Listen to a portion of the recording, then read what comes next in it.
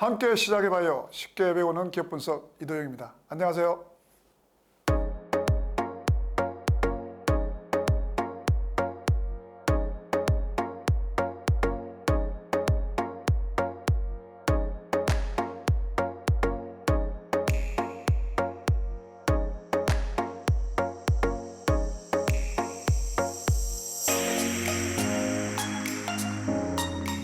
중간에 우리가 이 회계연도 중에 예를 들어서 당회계연도와 직전 이계연도 중에서 만기 보유증권을 만기가 되기 전에 매도하였거나 과거에 매도하였거나 발행자한테 중도 상환을 이렇게 하라고 요구한 그런 사실이 있는 경우에는 만기 보유증권을 분류할 수 없다는 겁니다. 이거는 뭐냐면은 우리가 유가증권의 분류를 바꿈으로 해서 이익의 조작의 가능성이 커질 수 있는 걸 막기 위해서 우리가 금지하고 있습니다. 그래서 과거에 이번 회계연도나 또는 과거에 직전 이계연도 중에 만기일 전에 매도했다거나, 자 만기 보유증권을 가지고 있다가 만기 전에 매도하거나 또는 이 발행자한테 중도 상환을 행사를 요구를 한 경우에는 이런 만기 보유증권으로 분류할 수 없다는 거죠. 그런 기업들은.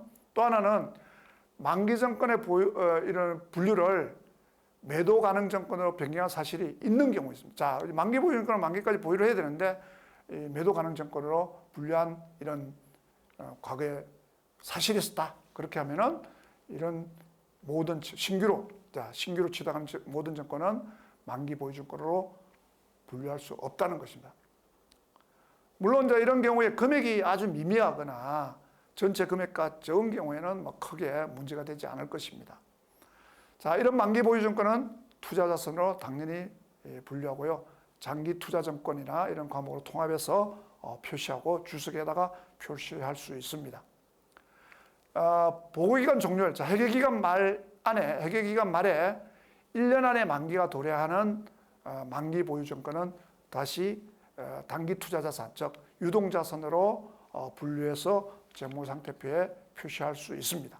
매도 가능 증권은 우리가 단기 매매 증권이나 아까 조금 전에 말씀드렸던 만기 보유 증권으로 분류되지 않는 유가 증권인 경우에는 매도 가능 증권으로 분류합니다. 자, 매도 가능 증권하고 만기 보유 증권은 당연히 투자자선으로 분류하겠죠. 자, 매도 가능 증권을 투자자선으로 분류하는 경우에는 장기 투자증권 등의 과목으로 합쳐서 통합해서 표시하고 주석으로 다시 구분해서 표시할 수 있습니다. 자, 회계기간 말이라든지 1년 안에, 회계기간 말에 1년 내에 만기가 도래하거나 또는 매도를 통해서 처분할 것이 확실한 매도 가능 증권은 유동자산으로 분류합니다. 우리가 이제 기간이 1년 이내로 들어오게 되면은 다 유동자산으로 분류하게 됩니다. 자, 유동자산을 분류하게 되면은 단기 투자자산 등의 과목으로 통합해서 재무상태표에 표시가 할 수 있습니다. 1년 이내에 만기가 도래하면 유동자산으로 재분류할 수 있다는 겁니다. 자, 이런 경우에는 우리가 단기 투자자산으로 합쳐서 표시하고 주석에다가 그 내용을 표시할 수 있습니다. 다음은 지분법 적용 투자주식입니다. 자, 지분법 적용 투자주식은 굉장히 우리가 투자를 통해서 자회사를 보유하는 경우에 가장 많이 쓰는 과목 중에 하나입니다. 자, 중요한 것은 무엇이냐면은 유의적인 영향력을 행사할 수 있는 주식이라는 것이죠. 자, 투자를 한 회사가 아니고 피투자, 자, 투자를 받는 회사에다가 투자회사가 영향력을 행사할 수 있느냐 없느냐가 중요하다는 얘기죠. 이런 경우에는 자, 영향력을 행사할 수 있는 주식이다라고 하면은 지분법을 통해서 우리가 지분법 적용 투자 주식으로 분류하게 됩니다. 자, 유의적인 영향력이라면 뭘까? 이거는 투자회사가 투자회사 재무라든지 영업이라든지 이런 의사결정에 영향력을 미칠 수 있다는 거죠. 자, 이거 뭐 물건을 팔아라든지 재무적으로 뭐 어떤 출자를 한다든지 또는 배당을 한다든지 뭐 여러 가지 재무적 관련돼서 영향력을 행사할 수 있는 경우라고 봅니다. 자, 이건 우리가 일일이 알 수는 없겠죠. 그래서 실질적으로는 직접적으로나 또 간접적으로 주식의 20% 이상을 보유하고 있는 경우에는 아주 확실한 경우가 아니고는 유의적인 영향력이 있는 것으로 보게 됩니다. 그래서 통상적으로 그래서 20% 이상의 주식을 보유하고 있다 그러면은 우리가 지분법 적용 투자 주식으로 분류하게 됩니다. 그래서 지분법 적용 투자 주식은 지분법을 통해서 우리가 회계 처리를 해야 되는 주식이 됩니다. 자, 우리가 지분법, 자, 에쿼티 메소드, 지분법은 무엇이냐? 지분법이라는 거 한번 보도록 하겠습니다. 지분법은 굉장히 우리가 일반적으로 재무상태표에서 굉장히 많이 보는 과목 중에 하나입니다. 자, 지분법이라고 하면은 일단 일정 지분율, 주식의 지분을 투자회사가 피투자회사가 투자를 하겠죠. 투자를 할 때, 자, 이 투자의 지분을 투자회사의 지분에 재무상태표에 어떻게 표시할 것인가의 문제입니다. 자, 투자를 했는데 이 피투자회사가 이익을 내거나 배당을 하게 되면은 투자회사에 영향을 미치게 되겠죠. 이런 경제적 관계가 투자회사와 피투자회사 간에 항상 발생하게 됩니다. 이런 경제적 관계를 회계 처리를 어떻게 할 것인지를 정해놓은 회계 처리 방법이라고 할 수 있습니다.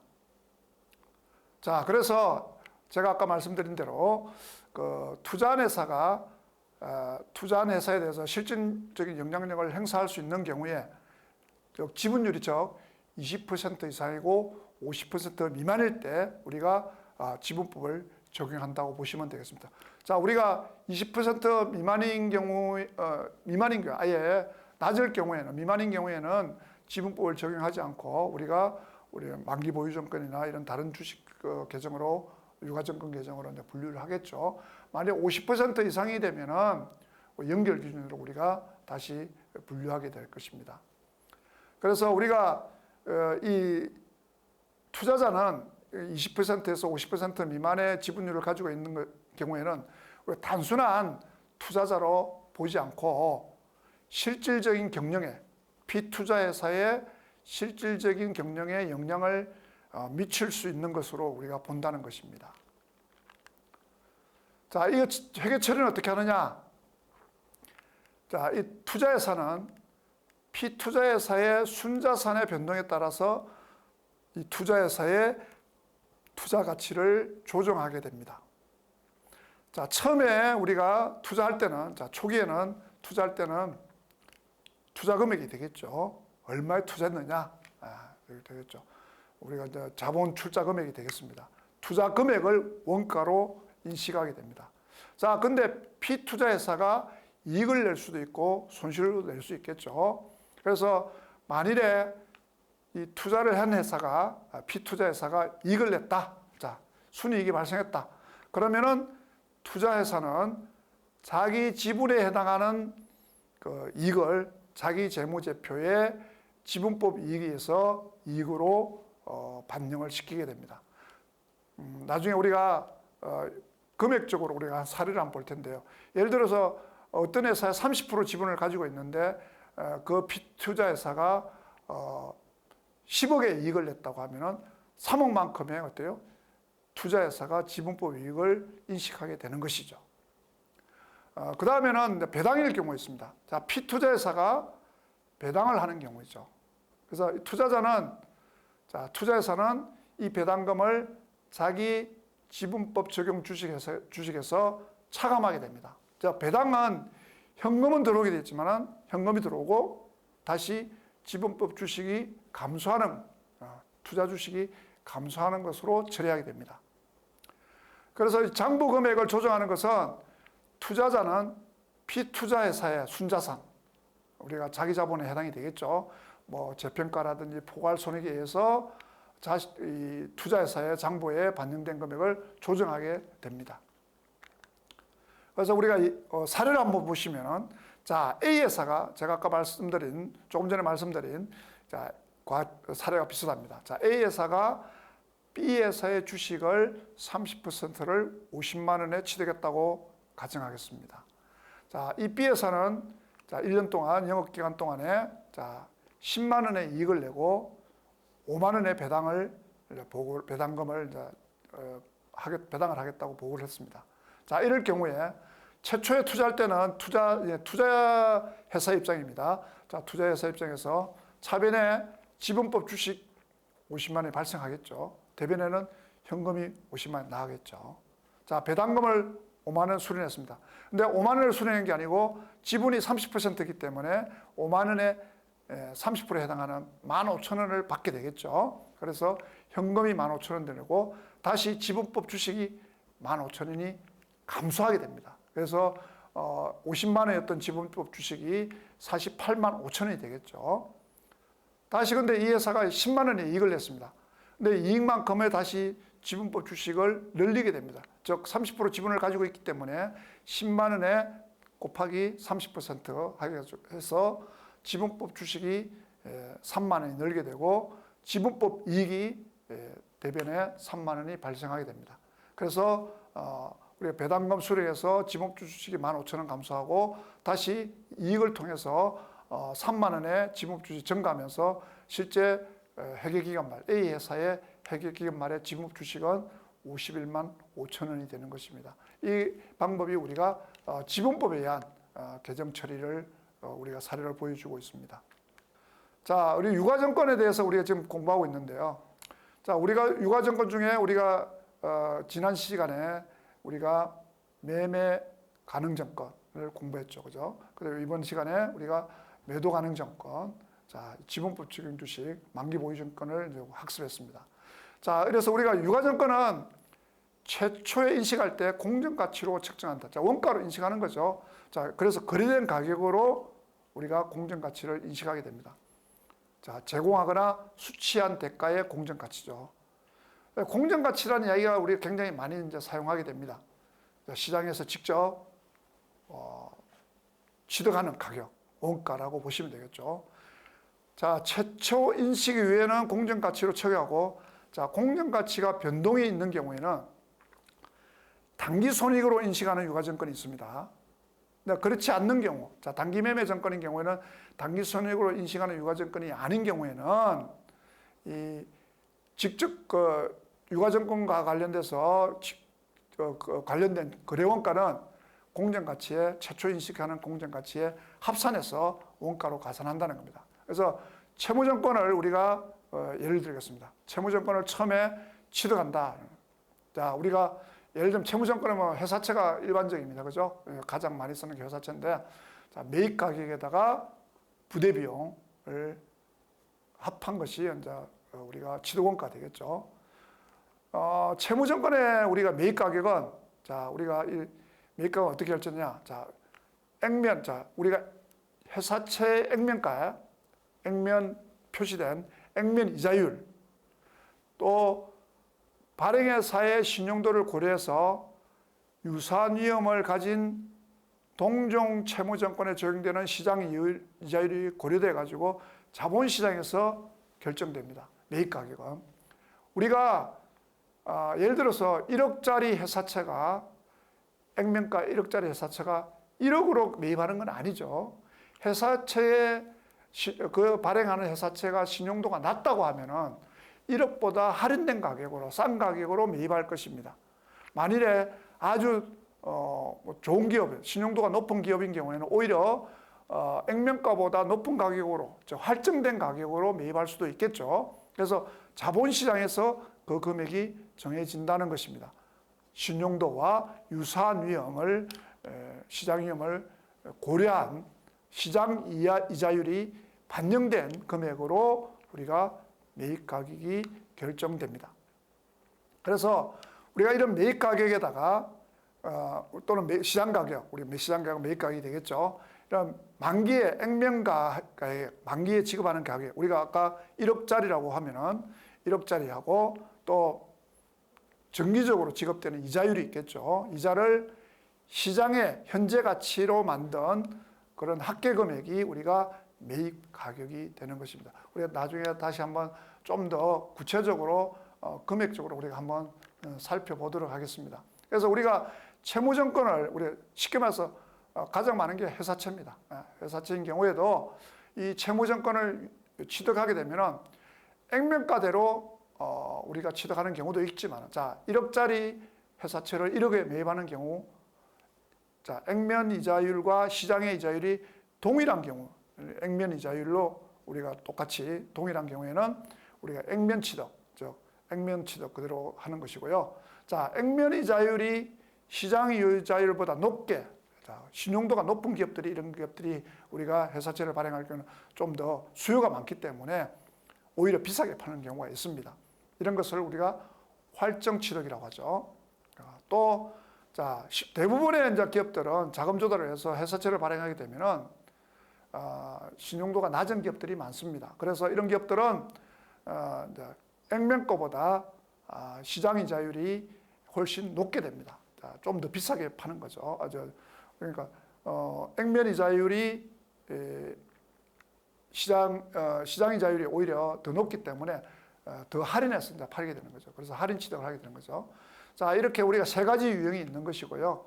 그래서 우리가 유가증권에 또 이 취득할 때는 수수료라든지 뭐 세금 이런 것들이 발생할 수 있습니다. 그런 것들은 부대비용은 우리가 매입 가격에 합산한다고 말씀을 드렸습니다. 그래서 부대비용에 해당하는 수익률만큼 오히려 시장 이자율보다 투자 수익률은 적어지게 되겠죠. 그죠? 그래서 이자 수익은 기초 장부가에다가 유효 이자율을 이제 우리가 곱해서 이자 수익이 계산이 됩니다. 그래서 우리가 유효 이자율은 무엇이냐? 자, 우리가 투자에 대한 실질 수익률이라고 보시면 됩니다. 그래서 우리가 이 유효 이자율을 우리가 계산하는 방법이 조금 복잡한데요.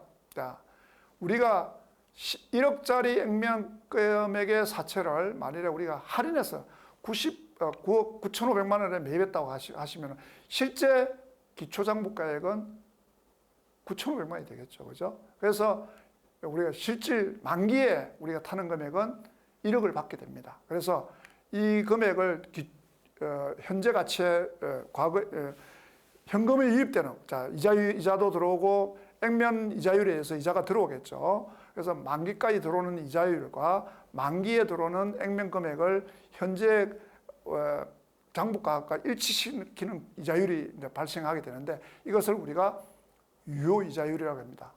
그래서 채무증권의 투자에 따른 이자 수익은 매기, 우리가 보통 1년 단위로 받겠죠.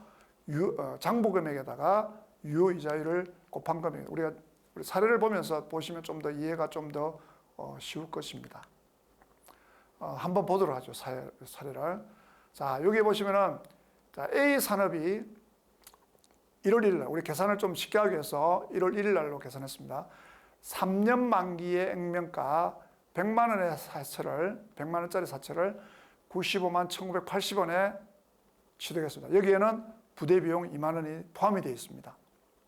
자, 100만 원짜리 사채를 얼마에 샀습니까? 95만 1,980원에 샀다는 얘기죠. 매입했다는 얘기죠. 근데 이 사채의 이자율은 10%입니다.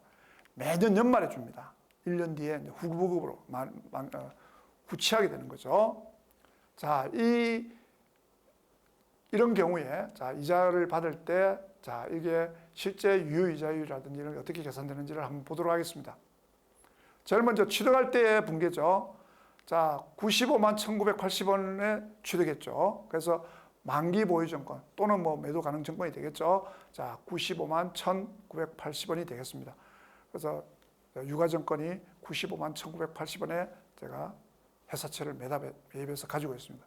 현금이 이제 95만 1,980원이 나가겠죠. 대변에 현금 95만 1,980원 나가겠습니다.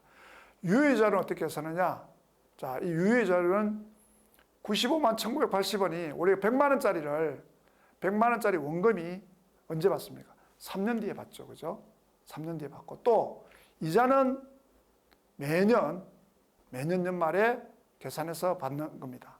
근데 이자를 얼마 받냐면 10%니까 액면가에 대해서 10만 원을 해서 10% 계산해서 10만 원 받게 되죠. 그래서 1년 단위, 1년 뒤에 또는 2년 뒤에 계속 3년 뒤에 받게 되는 이자 금액 10만 원 하고 각각 10만 원이 3번 나오겠죠. 원금 100만 원 그걸 받겠죠. 이것을 현재 나는 얼마에 주고 샀습니까? 95만 1,980원에 샀다는 얘기죠. 그래서 요거를 이자율을 이제 계산하면은 12%가 나옵니다. 유효 이자율이 12%짜리라는 얘기죠. 그래서 우리가 첫 년도에 우리가 10만 원 받게 됐지만 실제적으로 우리가 95만 980원에 샀기 때문에 실질적인 이자는 11만 4,240원이 230원이 됩니다. 내가 100만 원을 가지고 10만 원을 받는 게 아니라 95만 1,980원을 가지고 10만 원을 나중에 받게 되기 때문에 그 나머지 좀 싸게 산 실질적인 이자율은 11만 4,230원의 이자를 받게 되는 것이죠. 그래서 만기에 일치하게 되는 14,230원씩을 상각을 해서 자, 두 번째 연도에는 15,940원, 마지막 3년 차에는 17,850원을 상각해서 장부보약 내가 액면 금액 얼마를 수취하게 됩니까? 100만 원 수취하게 되죠. 그래서 장부 금액을 100만 원으로 일단 일치시켜 주는 것이죠. 이게 우리가 유효 이자율에 대한 상각액입니다. 그래서 우리가 실제적으로 이자는 48,020원이 상각을 하게 되는 겁니다. 실제적으로 연말에는 10만 원 받는 거죠, 이자율은. 근데 우리가 그 기간 계산을 하게 되면은 이만큼 차이가 난다는 것입니다. 자, 근데 문제는 자, 1월 1일부터 계산해서 이렇게 하면 되는데 우리가 항상 1월 1일부터 취득하는 게 아니죠. 중간에 취득할 수 있잖아요. 그죠? 대부분 중간에 취득하겠죠. 이자 지급일과 다음 이자 지급일 사이에 우리가 채무증권을 우리 사채를 인수하게 됩니다. 그래서 우리가 실제적으로 채무증권을 가지고 있는 사람, 자, 우리가 앞에 사례를 예를 들면은 10만 원의 이자를 연말에 가서 받게 되는데 우리가 중간에 내가 받았다고 생각하면은 이자는 소유한 사람이 받게 됩니다. 근데 계산은 어때요? 일수 계산해서 그 전에 소유했던 사람을 계산해서 줘야 되겠죠. 그래서 구매한 사람은 이 채무증권을 판매한 사람한테 중간에 이자 계산 연말 1년치 이자 중에 일부를 그 보유한 기간만큼 먼저 계산을 해줘야 됩니다. 근데 나중에 나는 10만 원을 내가 다 받기 때문에 지금 보유하고 있는 사람이 다 받기 때문에 우리가 이런 기존에 발생했던 이자 내가 실제 수취하는 10만 원 중에서 일부는 전에 보였던 사람한테 이자를 줘야 되기 때문에 구분해서 회계 처리를 하게 됩니다. 그래서 우리가 채무증권을 기중에 이제 취득하게 되면은 직전 이자 지급일까지 자 오늘 만일에 우리가 6월 계산하기 쉽게 7월 1일에 취득했다고 봅시다. 그러면은 6개월치만큼은 이자에 해당되는 부분은 전 소유자한테 우리가 지급을 해야 되겠죠. 그래서 나중에 또 우리가 매매 가격은 결과적으로 따지면은 현재까지 직전 이자 지급일에서 현재까지 채무증권 현재 가치를 계산한 거에다가 직전 이자 지급일부터 취득일까지의 가치가 증가한 부분을 계산해서 우리가 매매 가액으로 계산합니다. 그래서 현금 지급액은 이런 매매 가액에다가 취득일 이전까지 이자를 지급을 해야 되겠죠. 그래서 우리가 액면 금액에다가 이자율 곱해서 경과일수만큼만을 우리가 전 소유자한테 이제 지불해야 되는 것이죠. 사례를 보는 게 좀 더 이해가 좀 더 쉽겠습니다. 그래서 사례를 가지고 이야기를 드리겠습니다. 자, 앞에하고 똑같은 사례인데요. 중간에 자, 3년 만기를 3월 31일에 취득했다고 봅니다. 앞에 가정은 다 똑같습니다. 그래서 매매 가격은 95만, 자, 1월 1일 날 가격이 95만 1,980원이었지 않습니까? 이 가격에다가 가치가 증가한 3,560원. 자, 우리가 유효이자리 11만 4,230원이었잖아요. 그죠? 거기에서 3개월치만큼만 3,560원에 해당 만큼만을 우리가 플러스해서 우리가 매입을 하게 되는 것이죠. 즉 3,560원만큼의 이자는 전에 소유자한테 이제 지불하는 거하고 똑같다고 보시면 되겠습니다. 그래서 자 10만 원에 대해서 100만 원에 대해서 10% 계산해서 10% 이자율이니까 자 2만 5천에 대해서는 내가 아직 언제 받겠습니까? 연말에 받겠죠. 그래서 미수이자가 발생하겠죠. 그래서 취득할 때는 자 우리가 98만 540원을 가지고 이자, 자, 25,000원도 어떻게 해요? 전에 사람한테, 전 소유자한테 줘야 되겠죠. 그래서 그 금액, 합친 금액이 98만 540원이 됩니다. 그래서 만기 보유증권의 그 매입 가격은 95만 5,540원이 되는 것이고요. 자, 그거는 유이자율에 대한 계산 부분이 있고요. 그 다음에 10만 원 이자에 대한 부분에 대한 2만 5천 원에 해당되는 부분은 내가 연말에 받기 때문에 이 전소유자한테 대금을 줘야 되겠죠. 현금을 지불하면은. 그래서 차변에 만기 보유증권 95만 5,540원, 그리고 미수 유가증권이자 2만 5천 원, 대변에 현금 98만 540원이 생기게 됩니다. 참고로 연말에 가서는 자, 이자 수익을 아까 우리 앞에 표에 봤던 유효 이자율에 의한 11만 4,230원이 실질적인 유효 이자율이 되겠죠.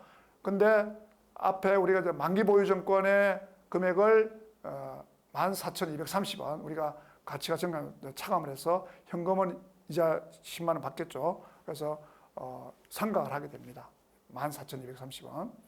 그리고 이자 수익 똑같이 2차년도, 3차년도도 아까 우리 유효 이자율법에 의해서 상각되는 만큼의 이자 수익을 인식하고 그 해당되는 만큼의 만기 보유증권을 금액을 늘려주는 것이죠. 그래서 만기 보유증권이 각각 이 4만 8 아까 우리 앞에 봤던 금액 있죠. 유이자율에 대한 가치증가분을 다 더하면은 100만 원이 되는 거죠. 그렇게 해서 우리가 100만 원을 만기 회수하게 되는 것입니다. 이 유효이자율법이 나중에 우리가 사채 계산할 때도 부채에서 이자를 지불할 때도 이제 우리가 공부를 하게 되는데요.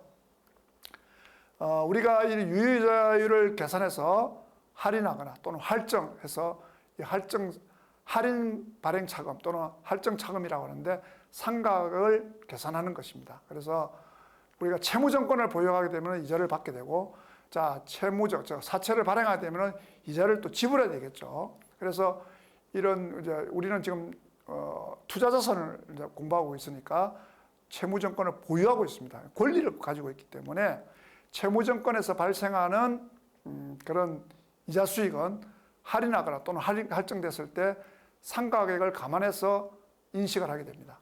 우리가 액면가로 맞추게 되는 방법이죠. 그래서 이렇게 매기가 늘어나게 됩니다. 그래서 하지만 투자 수익은 매기간 일정하겠죠, 그죠? 그래서 우리가 할인 취득하게 되면은 기초장부에다가 기초취득장부가액에다가 유의자율을 곱해서 나온 것이고요. 이것은 액면이자 플러스 상가액이 되는 것이고, 할증 취득 비싸게 사면은 상가액을 액면이자에서 차감하게 됩니다. 그래서 참고로 우리 유의자율법을 좀 알아두시기 바랍니다. 자, 그 다음에 배당금 수령입니다. 자, 배당금을 수취하게 되면은, 자, 자회사의 지분법에서 지분증권을 보유하고 있는 경우에 배당금을 수령하면 어떻게 될까요? 배당금을 수령하게 되면 실질적으로 현금은 들어오겠죠. 배당금을 현금으로 수령했을 경우에는. 하지만 그만큼의 지분 가치를 줄여주게 됩니다. 그래서 우리가 지분증권을 보유하게 되면 이제 배당금을 수령하게 되는데, 이 배당금은 현금으로 받을 수도 있고 또는 뭐 주식과 같이 이런 무상증자를 통해서 주식 배당을 받을 수도 있습니다. 자, 이런 배당금 수익은 영업의 수익으로 처리하게 됩니다. 자, 그래서 자본금, 주식 배당인 경우에는 뭐 자산의 증가, 수익으로 볼지는 않고요. 주식 분할도 마찬가지로 이거는 주식 수만 쪼갠 것이기 때문에 이거는 수익으로 인식하지 않습니다. 자, 그 다음에는 이제 원가법입니다. 자, 지분증권을 원가로 기록하는 방법이고요. 자, 원가법으로 회계 처리하게 되면은 현금 배당일 경우에는 배당금 수익으로 인식을 하고요. 시장성 있는 지분증권이 있습니다. 시장성 있는 지분증권은 공정가치로 평가한 금액으로 재무상태표에 보고를 합니다. 자, 우리가 상장되어 있는 주식인 경우에는 우리가 주식 가격이 계속 변동이 되겠죠. 그 변동되는 공정가치, 시장가치를 봐서 재무상태표에 보고를 하게 됩니다. 그래서 우리 원가법하고 지분법이 다를 수가 있겠죠. 자, 그래서 우리 사례를 한번 보도록 하겠습니다. A에서는 자, S회사 주식을 30% 주식을 30주를 9만 원에 취득했습니다. 그래서 이 A회사는 이 취득할 때 S회사가 순자산 가액은 30만 원이었습니다. 그래서 자, 그런데 이 S회사가 이제 1년 영업을 통해서 당기순이익을 3만 원을 봉했고 배당금을 15,000원을 지급했습니다. 그럼 취득하게 되면은 자, 매도 가능증권 원가로 9만 원하고 현금 9만 원 줬겠죠. 지분법도 마찬가지예요. 지분법 적용 투자 주식 9만 원, 현금 9만 원. 계정 과목만 다르게 되겠죠. 그래서 지분법이냐 원가법이냐에 따라서는 계정이 다르겠습니다. 순이익이 발생했습니다. 원가법은 자, 관계가 없습니다. 하지만 지분법 처리 주식은 자, 여기에서 우리가 30%에 해당되는 만큼 당기 순이익이 3만 원이었으니까 30%면 9,000원 되겠죠. 그죠? 9,000원을 지분법 투자 주식을 늘려주게 되고 지분법 이익을 인식하게 됩니다. 근데 원가법은 시가가 변동되기 때문에 시가에서 다시 변동시킨다고 보시면 돼요. 분계가 따로 없습니다. 배당금을 수취하게 되면 똑같습니다. 배당금 현금이 들어오고요. 배당금 수익을 인식하게 돼요. 원가법은. 자, 지분법 주식은 지분법 투자 주식을 줄여주게 됩니다. 자, 요게 차이가 나겠죠. 그래서 여러분 원가법과 지분법의 회계 처리가 어떻게 달라진다는 것을 우리가 이 사례를 보고 알아두시면 되겠습니다. 자, 유가증권은 평가를 하게 됩니다. 자, 매도 가능 증권, 단기 매매 증권 원칙적으로 공정가치로 평가합니다. 자, 공정가치로 평가한다는 것은 가장 합리적이겠죠. 우리가 만기 보유 증권 이외의 유가증권을 재무제표에서 공정가치로 보고하는 것이 어떻게 보면은 투자자나 이런 채권자한테, 이해관계자들한테 가장 합리적으로 이런 판단, 신용 의사결정을 할 때 합리적인 의사결정을 할 때 가장 유용하다고 얘기할 수 있습니다. 시장 가치가 정해져 있으면 누구 이의를 제기할 수도 없는 것이죠. 그래서 공정가치로 보고하는 게 가장 좋습니다. 그래서 이해관계자들이 잘 공정가치로 인식하는 것이 가장 편할 것이고 의사결정하는 데도 가장 편할 것입니다. 그래서 공정가치는 우리가 유가증권을 일정 시점에 매수해서 어떤 기간 동안 보유하려고 하는 경영자의 입장에서도 의사결정에 대한 성과가 시장가치가 딱 확고하게 나오기 때문에 가장 잘 반영한다고 볼 수가 있습니다. 만일에 이제 이런 그 기업이 고정부이죠. 이자가 정해져 있는 유가증권에 투자했는데 나중에 시장 이자율이 떨어져 가지고 이 공정가치로 평가한다 그러면은 변동 이자율에 의해서 유가증권을 투자했을 보다 이 미실현 이익이 더 생길 수 있겠죠. 내가 만약에 고정이자로 받을 수 있는 거를 이자율이 하락하는 경우에는 더 낮게 돼 버리니까 내가 고정이자로 가지고 있으니까 더 잘했다고 볼 수 있는 거죠. 자, 이런 미실현 이익을 성과를 판단할 수 있지 않습니까? 그죠? 자, 이런 경우에는 그 성과의 요인이 된 시간, 이자율 변동 등을 발생한 게 반영을 해야 된다는 것입니다. 자, 공정가치라고 하면 공정가치가 어떻게 측정하냐면요. 자, 이런 가장 좋은 방법은 거래가 되는 활성시장에서 공시되는 가격입니다. 자, 주식 가격은 주식시장에서 공시가 되고 있죠. 그죠? 그래서 근데 문제는 이런 시장이 없을 때 어떻게 할 것이냐죠. 평가 방법을 따로 정해야 되겠죠. 그죠? 그래서 이런 평가 기법을 사용해서 할 수가 있습니다. 공정시장이 없을 경우에.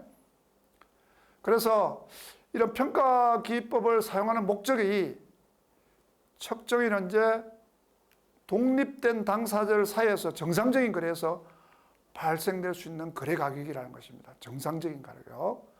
그래서 평가 방법은 여러 가지가 있습니다. 최근 합리적인 판단력과 거래 의사가 있는 당사자 사이에서 가장 최근의 거래 사례를 보는 것이고요. 또 유사한 유가증권의 공정가치가 시장에서 거래되고 있다고 하면은 그걸 참조하는 방법이 있을 수 있고, 기타 현금 할인 방법, 옵션 가격 결정 모임 이런 방법에서 평가하는 방법들이 있습니다. 자, 금융상품의 가격을 결정하는데 일반적으로 이런 시장 참여자가 참여해서 사용하는 평가값이 있고, 그 평가 방법이 실제적으로 시장 거래 가격에 대한 어떤 신뢰할 추정치를 제공한다는 그런 사실 근거가 있다 그러면은 그 근거를 제시할 수 있다고 하면은 그 평가 기법을 사용할 수 있다는 것입니다. 자, 이런 선택한 평가 기법은 시장의 정보가 최대한 반영이 되고 사용될 수 있어야 되고 기업의 특유 정보를 최소한으로 사용해야 된다는 것이고요. 그리고 시장 참여자가 가격 결정하는데 고려되는 모든 요소를 포함해야 되고요. 그리고 일반적으로 우리가 이런 가격 결정을 하는 일반적으로 사용되는 경제학적 방법론이 부합해야 된다는 것입니다. 그러니까 어떤 특수한 방법 이런 거 인정이 안 된다는 얘기죠. 그리고 이런 주기적으로 평가 방법을 조정해서 동일한 금융 상품이 이런 현행의 우리가 알 수 있는 시장 가격, 현재 시장에서 알 수 있는 가격이라든지 이런 걸 사용하거나 또는 알 수 있는 시장 가격에 기초해서 우리가 평가 방법을 조정하고 타당성을 검토해야 됩니다. 그래서 우리가 이런 평가 방법을 사용하기가 쉽지는 않겠죠. 이런 어떤 제약 조건, 근거가 있어야 되기 때문에 그런 확실한 근거가 있는 경우에는 우리 평가 기법을 통해서 공정 가치를 측정할 수 있다는 겁니다. 그래서 그 평가에 의해서 공정 가치에 의해서 가격이 달라질 수 있겠죠, 그죠? 그래서 우리가 두 가지 방법을 조정하는 방법이 있습니다. 자, 우리가 실제 내가 취득한 가격하고 공정 가치, 시장에서의 가치가 차이가 날 수가 있을 것입니다. 그래서 직접법은 그 장부 가액을 직접적으로 조정시키는 방법입니다. 간접법은 공정가치 조정 계정을 만들어서 설정해서 표시하는 방법입니다. 그래서 단기매매 정권에 대한 미실현 보유 손익은 단기매매 평가 손익에서 손익으로 해서 단기매매 정권 평가 손익으로 단기 손익에 반영합니다. 매도 가능 정권, 우리가 유동자산으로 분류된 거는 분류된 매도 가능 정권을 포함합니다. 매도 가능 정권에 대한 미실현 보유 손익, 이건 자본 항목에서 매도 가능 정권 평가 손익으로 기타 포괄 손익 누계액으로 재처리하고요. 당해 유가 정권에 대한 자본 항목의 누적 금액은 그 유가 정권을 처분하거나 손상 자손을 인식하는 시점에서 일괄해가지고 단기 손익에 반영하게 됩니다. 사례를 보는 게 좀 더 쉽게 이해할 수 있을 것 같습니다. 자, 평가 손익을 보고하는 방법입니다. 자, B회사가 회계연도 말에 보유한 정권이 있습니다. 자, 이것을 매도 가능 정권으로 분류한 경우에 취득 시점, 그리고 연말에 평가 관련돼서 계정 처리, 그리고 그 다음 연도에 이 P사의 주식을 9,300원에 처리했을 때의 계정 처리가 어떻게 되는지를 한번 보도록 하겠습니다. 그래서 P사 주식, Q사 주식이 있습니다. 두 개 회사의 주식이 취득원가 9,600원 2만 원, 현재 공정 가치가 9,500원, 하나는 떨어졌고요. P사 주식은 100원이 떨어졌고요. Q사 주식은 1,000원이 올랐습니다. 합계는 900원의 평가 손익이 발생했죠. 그래서 취득할 때는 매도 가능 정권, 취득 가격으로 자겠죠, 그죠? 그래서 9,600원 2만 원, 각각의 P와 Q사 주식이 원가로 기록이 되고 현금이 29,600원이 지출이 되겠죠. 자, 평가 한번 보도록 하겠습니다. 자, 100원이 매도 가능 평가 손실을 인식합니다. 자, P사 주식은 내가 100원을 손해 봤잖아요, 그죠? 내가 손실 인식하고 매도 가능 정권을 원래 9,600원이었는데 100원을 줄여주는 것이죠. 그래서 대변에 매도 가능 정권을 100원을 줄이게 됩니다. 자, Q사 주식은 다시 반대의 경우죠. 1,000원이 늘었죠. 1,000원이 증가했습니다. 그래서 차변에 매도 가능 정권을 1,000원을 증가시키게 되고요. 대변에 평가 이익을 별도로 1,000원을 인식하게 됩니다. 자, 근데 이것을 우리가 이 P사 주식을 매도를 했죠. 그죠? 매도를 할 때는 얼마에 매도했습니까? 9,300원 했습니다. 자, 원래 9,500원으로 이제 남아있겠죠. 연말에 우리 9,500원으로 돼 있었잖아요. 그죠? 왜 그러냐면 원래 9,600원에 했었는데 100원을 손실을 하면서 줄여가지고 9,500원이 되어 있었습니다. 그래서 실제 매도 가능 정권은 9,500원이 없어지겠죠. 그래서 대변에 매도 가능 정권 9,500원이 없어지고요. 자, 현금은 9,300원에 매도했으니까 현금은 9,300원에 들어올 것입니다. 자, 근데 내가 매도 가능 평가 손실을 얼마를 인식했습니까? 과거에 100원을 인식했었죠. 그죠? 그래서 매도 가능 평가 손실을 100원을 없애주고요. 다시 300원을, 자, 300원을 매도 가능 처분 손실로 다시 인식을 하게 됩니다. 차변에. 그래서 우리가 200원 차이 나는 것을 우리가 다시 손실을, 원래 있던 손실을 줄여주고, 이번 매도하면서 9,500원에 있던 거를 우리가 9,300원에 매도했으니까 200원이 사실은 발생하는 거잖아요. 그죠? 하지만 과거에 손실됐던 것을 없애주고 단기에 300원을 매도 가능 처분 손실을 300원을 인식하게 되는 것입니다. 자, 공정가치 평가를 예외적으로 하는 경우가 있습니다. 자, 우리가 유가증권은 시장가치, 공정가치 평가가 원칙입니다. 자, 만기 보유증권은 상각 후 취득가, 우리 그 상가액 봤죠? 시장성 없는 지분증권은 취득원가로 평가하는데 이런 예외를 허용하고 있습니다. 예외 허용하는 이유는 뭐냐면은 만기 보유증권 같은 경우에는 역사적 원가가 공정가치보다 목적적으로 봤을 때, 목적적 합성에서 봤을 때 우리가 회계의 그 기본 원칙에서 목적적 합성이 더 적절하다고 보는 거죠.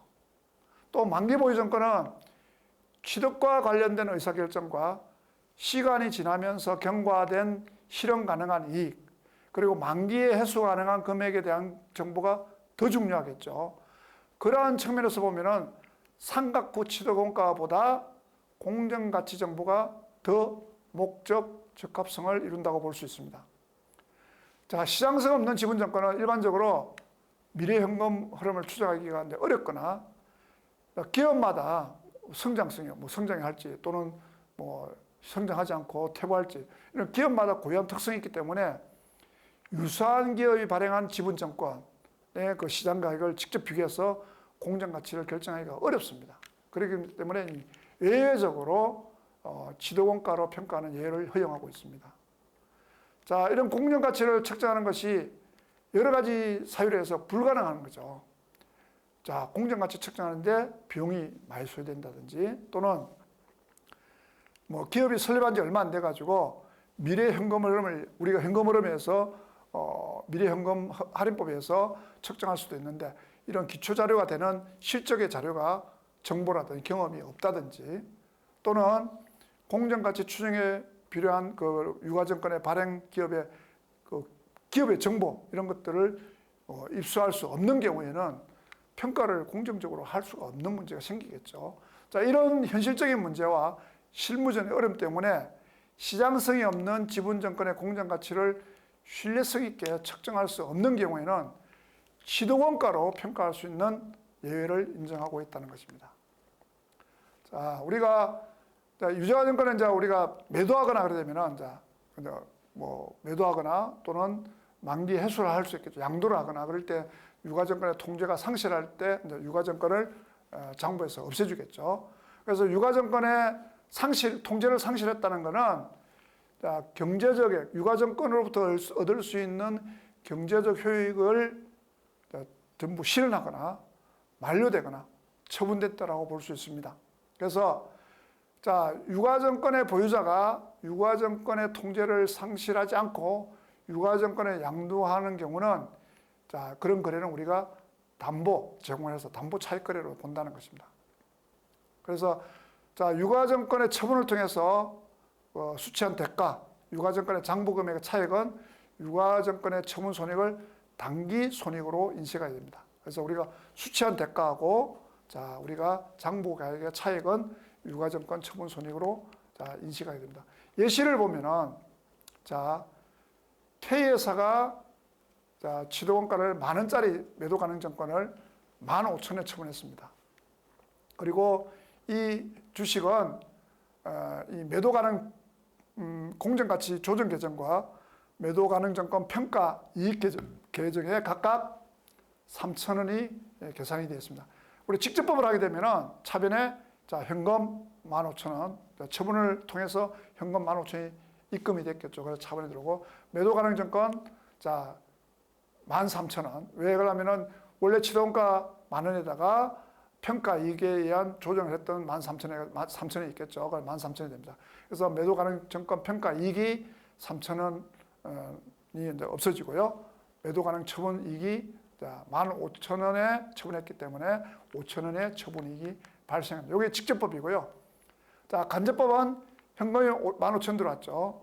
매도 가능 정권 평가 이익은 3,000원 똑같습니다. 평가는 우리가 각각 3,000원 했다고 이제 이야기했기 때문에, 자, 매도 가능 정권은 그대로 있고요. 공정가치 조정 계정, 아까 우리가 봤던 매도 가능 정권의 평가 이익이 공정가치 계정에 3,000원이 있는 걸로 별도로 설정한 거죠.